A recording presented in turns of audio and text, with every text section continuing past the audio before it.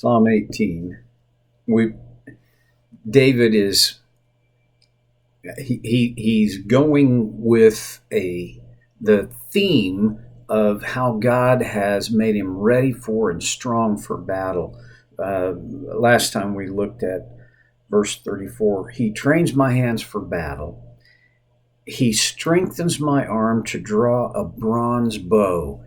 Now, a bronze bow, I'm not so sure that soldiers really used a bronze bow. Normally, as you can imagine, in David's day, they were made of very strong wood. And I don't know if you've ever tried to use a bow and arrow. Probably you have. It takes some strength, unless you're working with a compound bow. It takes some strength to draw the arrow all the way back in the bow. Now imagine it being made of bronze and being able to pull it all the way back. It's a strong metaphor for strength. Verse 35, you have given me your shield of victory. Well, yeah, a shield. See, shields had a couple of purposes in David's day. Its primary purpose was to protect you from the oncoming arrows of your enemy. Now, a secondary purpose, and this first purpose is very utilitarian, very practical. A second purpose is ceremonial. When you returned in victory, there usually was a parade, and you wanted to be in your best outfit, best uniform, and often a victory shield was a decorated, unique. This is not a shield that you would use in battle, but it was for the purposes of projecting honor and victory. Okay. Your right hand supports me. There's a significance of right hand and left hand in the Bible, and even in parts of the world today. The right hand is the hand that you use to eat with, and it would be the hand that you would try to keep relatively clean. The left hand, well, it's for other things, not clean.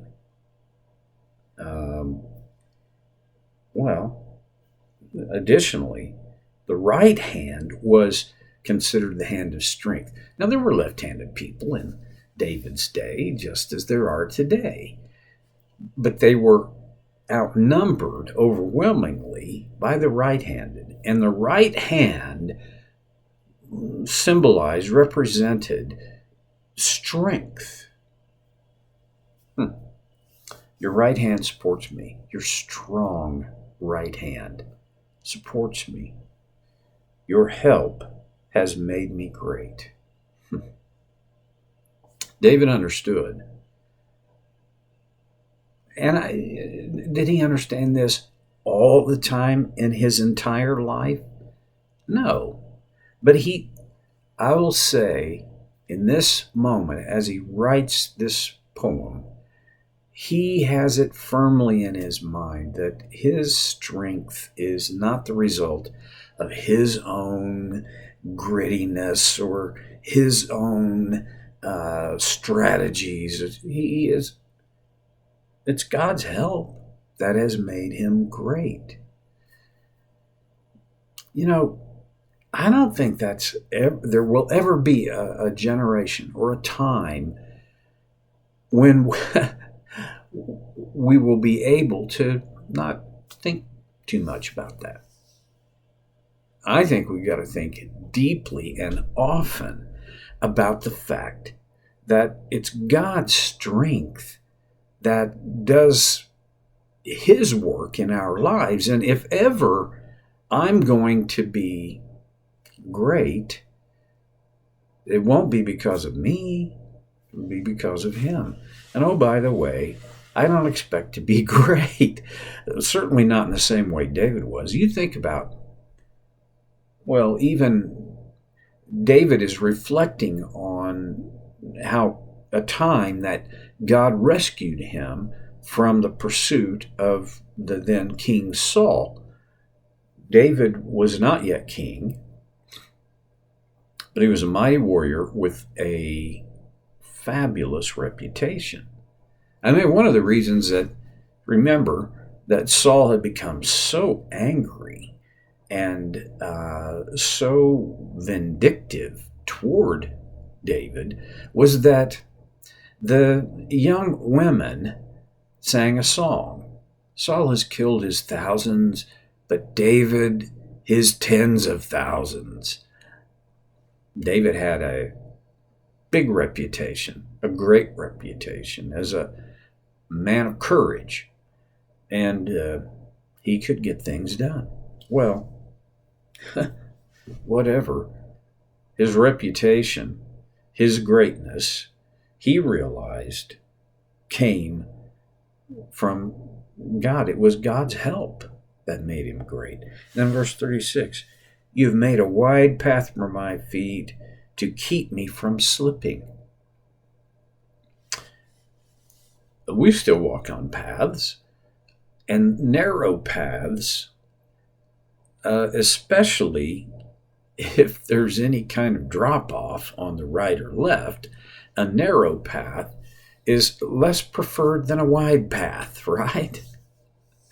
A wide path gives me room. And David says it kept his feet from slipping. Well, okay. Metaphorically, let's think about that now. The symbolism of this is not the physical path, but that,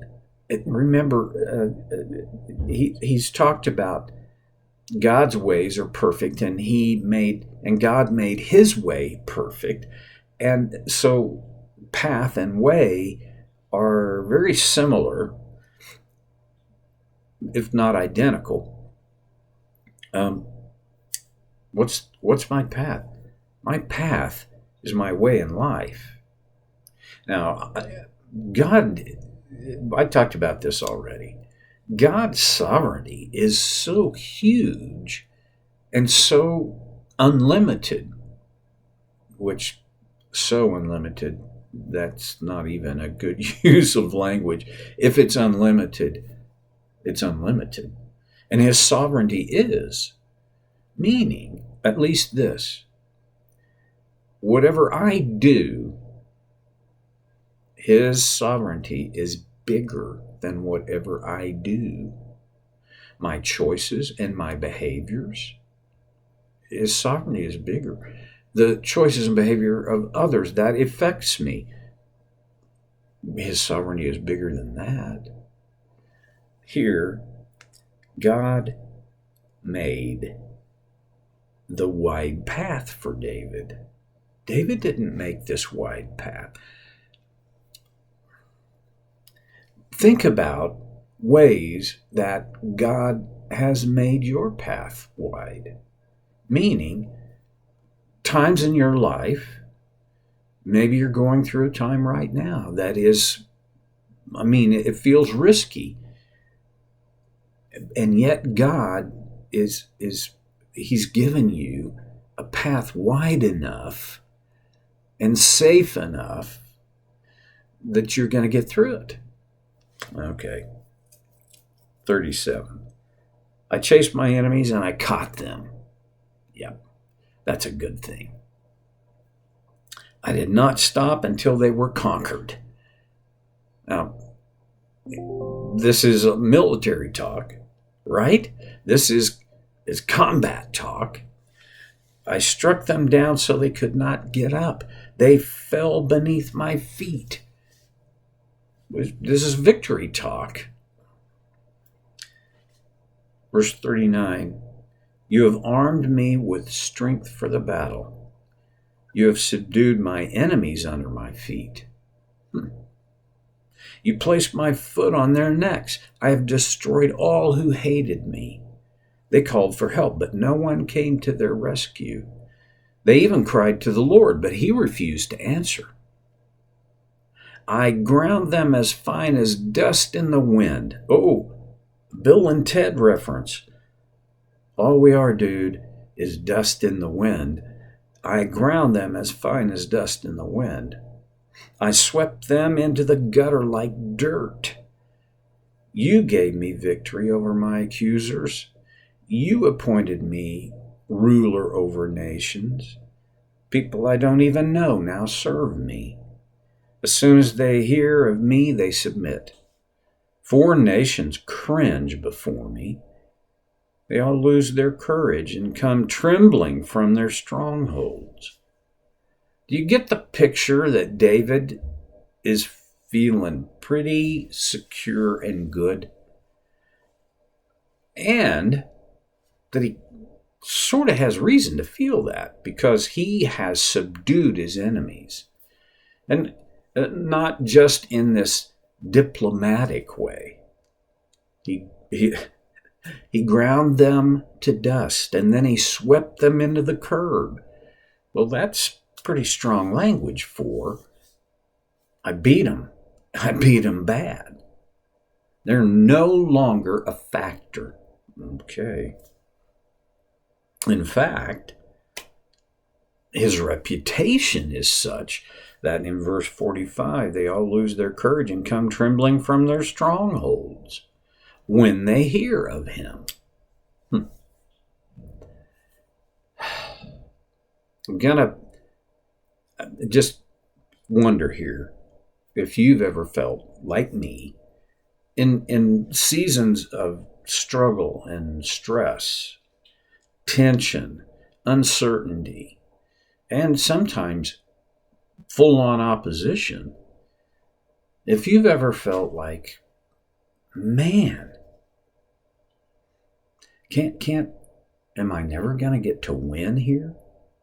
Okay, now that's victim talk. That's a mentality that says, it's everybody else that's doing this to me. David didn't have that mentality. I mean, he was realistic and realizing he did have enemies. They did want to do harm. They were working to do harm. And yet, God gave him the victory. It was David's partnership with God that brought about the huge victory. Now, what about our partnership? It's worth thinking about. How do I partner with God to achieve or experience victory as David had? Well, that's a tough question to answer. And in some ways, the answer is as individualist as each of us are. On other levels, at least this one level, our partnership with God comes down to not that many things. One is, if I'm going to partner with God, then it's essential that I discover what his purposes are, what his desired outcomes are, and I cooperate with those. That's really the bottom line on my partnership with God. Discovering his will. I mean, that's the religious way to say it. Well, how do you do that? He's expressed his will in the Bible. Duh. And as I apprehend more of it emotionally, spiritually, on a mind, heart, soul level, I learn his will. I discover it. So that's stop number one on this train, is figuring out how do I discover, discern God's design and then make my choices around that. Okay.